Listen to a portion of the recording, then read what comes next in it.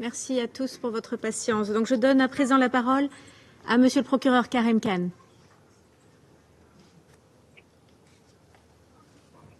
Madame la Présidente, bonjour. Merci pour votre patience et celle des membres du Conseil. Merci de me donner la possibilité de vous informer une fois de plus. J'aimerais également remercier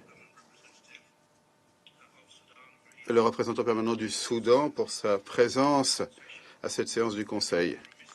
Et je me dois également de remercier de tout cœur le gouvernement du Tchad et l'ONU. C'est grâce à la coopération du Tchad que je suis ici sur le territoire tchadien à N'Djamena. C'est grâce à l'aide de l'ONU que nous essayons de nous acquitter de la confiance et de l'obligation qui nous est faite de mener une enquête indépendante dont vous nous avez chargé dans la résolution 1593. Et cette aide du Tchad est très importante pour la communauté internationale. Le Tchad a tant souffert pendant trop longtemps. Et j'ai pu me rendre dans les camps au Tchad et j'ai écouté les récits de personnes qui ont souffert de traumatismes, de blessures physiques. Et ces personnes, elles aussi, remercient de tout cœur le Tchad de leur offrir l'asile alors qu'ils ont fui pour sauver leur vie et ils n'avaient rien si ce n'est les vêtements sur leur dos. Les événements des 6 derniers mois et les événements que j'ai l'obligation de vous signaler sont une lecture assez atterrante. J'ai dit dans mon rapport qu'ont vu les délégués, j'ai dit dans ce rapport que la situation est terrible, quelle que soit la manière dont on la mesure. Une personne sur 3 dans les régions touchées du Tchad sont des réfugiés du Soudan. C'est un chiffre immense. Un tiers de la population du Tchad dans les régions concernées sont des réfugiés. Ils arrivent bien plus vite que le Tchad ou l'ONU ne peuvent y répondre. Ils entrent dans ce pays. Souvent, ils sont blessés quand ils arrivent. Et cela signifie que le taux de mortalité est bien trop élevé, quelle que soit la manière dont on le mesure. Et nous constatons de nombreuses conséquences des événements au Darfour. La végétation du Tchad disparaît très vite dans les régions concernées. Il y a là une prolifération d'armes en provenance du Darfour qui semble circuler dans le Tchad. Et l'approvisionnement en biens est en diminution. Les ressources font l'objet d'une pénurie et beaucoup des pays autour du Tchad et du Soudan sont en position très délicate. Ils ont leurs propres difficultés, leurs propres problèmes. Donc je me dois de conclure et de vous signaler, c'est mon évaluation, que nous nous approchons très rapidement d'un point de rupture et que le conflit au Soudan exige plus que jamais toute votre attention. Hier, Madame la Présidente, avant-hier, j'ai l'honneur de rencontrer des victimes. Je suis allé à Fashana, je suis allé dans la zone de transit d'Adri et j'ai eu une réunion avec des hommes et des femmes qui venaient de villages et ils m'ont raconté ce qu'ils ont souffert. Et à Fashana, j'ai parlé à un survivant, une personne extrêmement courageuse, digne, brave, une femme du Darfour. Et si vous me le permettez, je pense qu'il serait bon de la citer, parce que ce qu'elle a dit, beaucoup d'autres l'ont répété. Elle a dit, je cite, « J'ai été déplacée à de très nombreuses reprises pendant les événements de 2023. Enfin, a-t-elle dit, j'ai été déplacée vers Djanina. Et ensuite, j'ai fui vers Adre. Et ensuite, à Fashana. Et ensuite, nous sommes arrivés ici pieds nus. Beaucoup d'entre nous n'avaient rien avec nous. Nous avons toujours l'impression de ne pas être de véritables personnes. Nous avons l'impression d'être moins qu'humains. Un autre survivant à Adre m'a fait un récit glaçant de violences sexuelles, y compris les allégations sur lesquelles des femmes du Darfour ont été violées à l'intérieur d'un entrepôt du PAM dans l'ouest du Darfour. Une autre personne, un homme, a dit très clairement quelle était la haine auquel ils étaient confrontés. Ce n'étaient pas des personnes parties au conflit entre deux parties. Cette personne a dit qu'ils avaient été ciblés. Il a dit que nous avons été insultés, notamment les tribus africaines. On nous a qualifiés de Ambais, ce qui veut dire les Noirs. Ils nous ont dit qu'ils allaient nous exterminer. Ils nous ont dit vous devez aller au Tchad ou être là-bas des réfugiés. Madame la Présidente, Mesdames et Messieurs les membres du Conseil, vous savez très bien que les persécutions, les meurtres, les viols dans ces conditions représentent des violations du statut de Rome. Mais je saisis également cette occasion pour dire que le racisme, la discrimination, les viols, les meurtres, les persécutions vont également à l'encontre des principes fondamentaux de l'islam, dont se réclament les diverses parties au conflit. Je pense qu'il est donc bon de rappeler quelque chose qui devrait nous rassembler et nous pousser à changer de cap. Le prophète de l'islam, le prophète Mohammed, a dit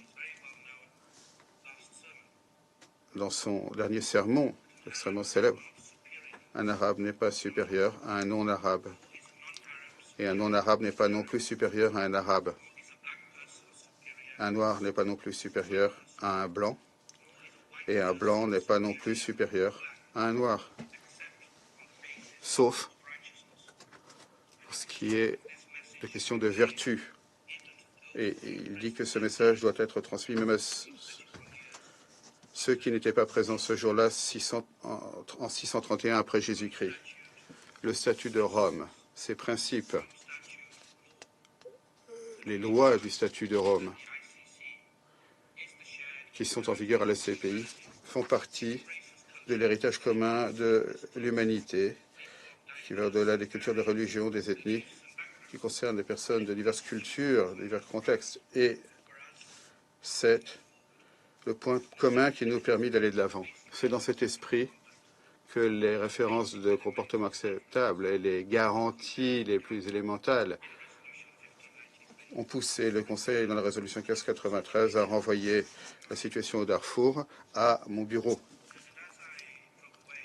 Et alors que je repartais de Fashana et d'Adré, et que je réfléchissais à ce qui m'avait été dit, à toutes ces douleurs, à toutes ces attentes des habitants du Darfour qui vivent dans des conditions les plus rudimentaires, je pense que cela a vraiment montré l'impératif qui est pour nous de ne pas manquer à nos responsabilités devant eux et que ces personnes voient la justice soit faite. Cette justice dont on leur parle depuis bien trop longtemps. Les récits que j'ai entendus dans ces camps, alors que je rencontrais ces communautés, ne sont pas des cas isolés. Ils ont été complétés par des enquêtes dans d'autres pays de la région, par la diaspora. J'ai rencontré 70 habitants du Darfour à Londres il y a 2 semaines, qui sont également très actifs pour entendre leurs récits. Toute une communauté a été déracinée, elle a été ciblée depuis des années. Et les membres de cette communauté sont vraiment préoccupés du fait que le monde ignore leur souffrance. C'est ce qu'ils pensent, qu'ils ont dit. Ils pensent qu'ils sont trop petits, trop invisibles, trop pauvres, pas assez importants pour être un véritable motif de préoccupation pour la CPI et la communauté internationale. Comme le dit mon rapport au Conseil, les atrocités présumées qui ont lieu à Al-Janina représentent un élément central de l'enquête que mène mon bureau en ce moment même. Et je puis confirmer au Conseil que nous recueillons un nombre très important de preuves, d'informations qui sont pertinentes par rapport à ces crimes particuliers. Madame la Présidente, j'espère que vous m'entendez toujours.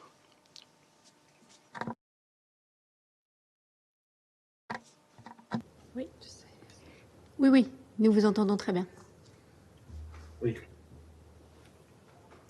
Thank you so much. Merci. Les terribles répercussions militaires sont claires au vu des enquêtes, des nombreux rapports de l'ONU et d'autres organisations qui documentent, cataloguent les informations sur le terrain, alors que cet afflux de personnes continue à entrer au Tchad et dans les pays voisins.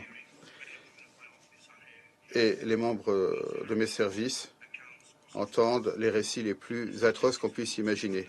Bien sûr, les chiffres sont bien connus. 7,1 millions de personnes ont été déplacées au Soudan, donc ce sont des déplacés internes au Soudan, depuis le mois d'avril. 1,5 million de personnes ont fui vers les pays voisins du Soudan. Plus de 555 000 Darfouris ont fui vers le Tchad. C'était les chiffres à la fin décembre, du mois de décembre dernier. Et sur les 9 derniers mois, de 4 à 600 000 personnes ont trouvé refuge. 4 à 6 000 personnes ont trouvé refuge dans le camp de Fashana. Et dans le centre transit d'Adré, où je me suis également rendu, ce centre a reçu 166 000 personnes. Alors, on peut se perdre dans les chiffres, mais il s'agit de personnes dont les vies ont été totalement bouleversées. Chacune de ces personnes a un récit de souffrance. Et toutes ces personnes s'attendent à ce que collectivement le Conseil de sécurité, l'ONU, les États membres, les organisations régionales de la CPI pourront tenir la promesse que nous avons faite de manière répétée. J'espère que l'on commence à se rendre compte que les membres de la communauté internationale commencent à se rendre compte que le statu quo ne saurait durer. Nous ne pouvons pas continuer à appliquer la loi de manière décousue. Le devoir de faire respecter la loi est exigé par la Charte, le statut de Rome et vos propres résolutions. Et il est même exigé par votre propre intérêt, bien compris. Mon avis, c'est que nous devons d'adopter une démarche différente face aux vieux problèmes au Darfour, parce que le risque, c'est que la conflagration ne fasse tache d'huile. Ce qui se passe au Darfour est déjà terrible, mais le risque, c'est que le problème s'étende de manière très profonde. De la Libye, la Méditerranée orientale, l'Afrique subsaharienne, du Soudan sur la mer Rouge à l'Atlantique, nous voyons un certain nombre de régions où le conflit semble l'emporter sur l'état de droit et semble faire taire les plus vulnérables qui ont le droit d'être protégés, de vivre en paix et de ne pas être ciblés par des actes représentant des violations du statut de Rome. Les décrets judiciaires, les décisions de justice seuls ne peuvent régler le problème. Ça serait très bien si c'était possible, mais nous avons besoin du Conseil de sécurité, de l'ensemble de la famille des Nations Unies, des États membres de la CPI, de la communauté internationale dans son ensemble, pour qu'ils ne se laissent pas emporter par tous ces problèmes, mais qu'ils arrivent à trouver des solutions innovantes pour faire face à cette catastrophe et pour éviter la contagion de la violence, pour éviter qu'elle ne se répande encore plus. Mais même au milieu de cette nuit, nous voyons une lueur d'espoir qui pourrait transpercer cette nuit de désespoir que beaucoup ressentent. C'est ce que veulent les Darfouriens, c'est ce qu'ils attendent. Et je pense que c'est la seule manière d'aller de l'avant. L'un des hommes que j'ai rencontrés à Fashana, Madame la Présidente, a posé une question vraiment très importante et j'ai du mal à y répondre. Alors, je vais la répéter ici. Alors, notre équipe a été au Tchad en octobre, en décembre. Elle a fait de nombreuses choses, recueilli des preuves, établi des partenariats avec la société civile. Nous avons essayé de trouver toute personne qui pourrait aider les plus vulnérables. Mais cette personne a dit, pourquoi pensez-vous que les résultats seront différents que ce que ça a été il y a 20 ans? Et vous pouvez imaginer la difficulté que j'ai à répondre à cette question toute simple et pourtant essentielle. Mais toute la difficulté, la complexité de la politique de cette situation n'est pas une réponse aux droits des individus, des communautés, à l'obligation de faire appliquer le droit international. Et cela ne saurait nous mener à la paralysie, à l'inaction, à une échelle qui a mené à ces effusions de sang, ces souffrances de masse. Alors, il y a également de lueur d'espoir dans le procès de Abdurrahman Al-Kashen, qui est actuellement devant la chambre de première instance de la CPI. Les représentants juridiques des victimes ont terminé leur plaidoirie et les représentants de l'accusé ont commencé la leur. Mais nous sommes confrontés à une vérité qui s'impose. L'échec de la communauté internationale à exécuter les mandats d'arrêt lancés par les juges indépendants de la CPI, eh bien, cela a encouragé un climat d'impunité et les éruptions de violence qui ont commencé en avril et qui se poursuivent à ce jour. Si la justice n'est pas faite concernant les atrocités du passé, la vérité incontournable, c'est que nous condamnons la génération actuelle. Et si nous ne faisons rien maintenant, nous condamnons les générations futures à souffrir de la même manière. C'est comme un scénario qui tourne en rond. Mais Madame la Présidente, Excellence, sur la base des travaux de mon bureau, ma conclusion, très claire, c'est que il y a des motifs de penser qu'actuellement, des crimes sont commis au titre du statut de Rome au Darfour par les forces armées soudanaises et par les forces d'appui rapide et les groupes qui leur sont affiliés. Alors, quand nous disons qu'il faut faire davantage, qu'est-ce que cela signifie? Il y a de nombreuses séances du Conseil. Une fois de plus, je sollicite l'appui du Conseil et je demande au Soudan de respecter de bonne foi la résolution 1598, de répondre comme il convient aux demandes d'information et d'assistance pour permettre aux enquêteurs d'entrer dans le pays. Cette coopération doit être nettement améliorée malgré les problèmes importants auxquels est confronté le Soudan actuellement. Nous n'avons rien reçu des forces armées soudanaises. J'ai rencontré le général Al-Burhan en septembre et il m'avait promis de coopérer avec la CPI.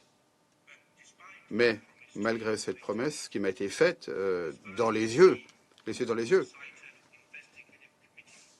malgré le comité d'enquête que les forces armées soudanaises disent avoir créé pour enquêter toute allégation de crime, nous n'avons reçu aucune information, aucune. 35 demandes d'assistance restent sans réponse de la part du gouvernement du Soudan. Le seul élément positif a été la désignation, enfin, d'un point focal par le gouvernement du Soudan et en décembre puis en janvier, l'octroi de visas à entrée unique au Soudan après l'avoir demandé pendant des mois. Pas, bien sûr, les visas à entrée multiples que nous avons demandé, dont j'ai parlé lors de mon dernier exposé devant le Conseil. Whatever small movement there's been in terms Quels que soient les progrès, à savoir désignation d'un point focal et visa, Je demande au Conseil d'encourager le Soudan à exécuter plus rapidement cette résolution dans le même esprit que la 1593. Et je m'adresse à la fois aux forces à plus rapides et aux forces armées soudanaises.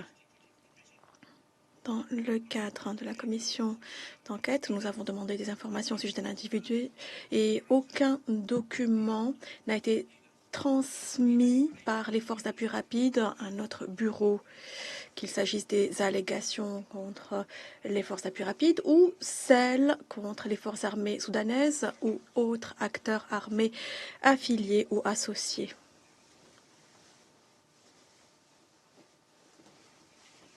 Quelle que soit l'analyse faite, il y a obligation à respecter le DIH, une obligation qui ne peut être diluée et limitée à une incantation pour prétendre qu'on est dans le respect de l'état de droit ou pour pointer du doigt une autre partie dans un contexte de violation du droit international sans effort aucun afin d'appliquer ces obligations juridiques fondamentales de manière sincère et significative pour la protection des plus vulnérables. Madame la Présidente, de nouveau, je lance cet appel à toutes les parties au conflit afin qu'elles transmettent des informations pour nos enquêtes, y compris des événements dont nous avons eu connaissance depuis avril. J'appelle les parties au conflit également à répondre de manière utile aux demandes d'assistance antérieures qui ont été transmises par l'équipe de la défense de Monsieur Ali Abdulrahman Ali Koucheiba. J'ai été sincère et je l'ai répété, mon bureau a enjoint la défense à demander notre aide afin de faciliter l'enquête dans l'intérêt de la défense. Et je réitère mon offre aujourd'hui et j'enjoins la défense de M. Koucheiba à accepter cette offre. Afin d'honorer nos engagements et répondre aux attentes, je demande votre soutien et le soutien de tous les acteurs. Dernièrement, nous avons essayé de collecter des éléments de preuve, des informations provenant d'autres sources, en dépit de toutes les difficultés. Nous l'avons fait au Soudan. Et je vous ai fait état de progrès. Concernant les enquêtes sur Omar al-Bashir, M. Hussein et M. Haroun, nous avons reçu des éléments de preuve qui étayent ces dossiers, ces allégations. Pour nous, il est important, à mon humble avis, de trouver la manière de rompre, de briser ce cycle de violence pour veiller au respect et garantir la force des résolutions du Conseil de sécurité. Au vu des événements au Darfour, nous sommes face à une menace pour la paix et la sécurité internationale. Et vous avez bien raison de le dire la dernière fois. Nous voyons comme il est difficile de s'attaquer à l'impunité au Darfour. Et ceci a permis à la situation de se détériorer au Soudan. Et il y a un véritable risque de voir ceci se propager à d'autres pays dans la région. Alors, bien évidemment, nous devons faire face à une pandémie d'inhumanité. Nous voyons une montée inexorable des violences et des souffrances, malheureusement. Je suis d'avis qu'à ce stade, le droit international a toujours un rôle à jouer et le droit international doit trouver la manière de se rendre utile, efficace pour ceux qui en ont le plus besoin. Les principes fondamentaux de la Charte, la primauté du Conseil de sécurité pour le maintien de la paix et la sécurité internationale, les principes de Nuremberg, le statut de Rome, la compétence à ce titre doivent être respectés. Ils ont tous été mentionnés au sein du Conseil. Ils ont tous un sens pour tout un chacun, toute une chacune où l'on se trouve. Ou alors, ils sont totalement démunis de sens. C'est soit l'un, soit l'autre. Nous pouvons laisser se perpétuer perpétuer ce traitement inégal. Et il doit être efficace pour tout le monde, y compris pour la population du Darfour. Et c'est un défi collectif et une responsabilité collective. Nous faisons tout ce qui est en notre pouvoir afin de travailler aux côtés des membres du Conseil, avec les organisations spécialisées, la société civile au Soudan, au Tchad, avec tout le monde, tous les acteurs, pour faire en sorte de faire avancer le dialogue et passer de l'impunité à la justice sans reddition de comptes. Nous entrerons dans un nouveau cycle de violence, une plus grande insécurité, une plus grande instabilité sur la planète. Nous voyons des conflits éclater dans d'autres régions du monde et il y a un risque pour de nombreux Darfouris. Cette situation au Darfour pourrait tomber dans l'oubli, malheureusement. Et si c'est le cas, ce sera la deuxième fois que les Darfouris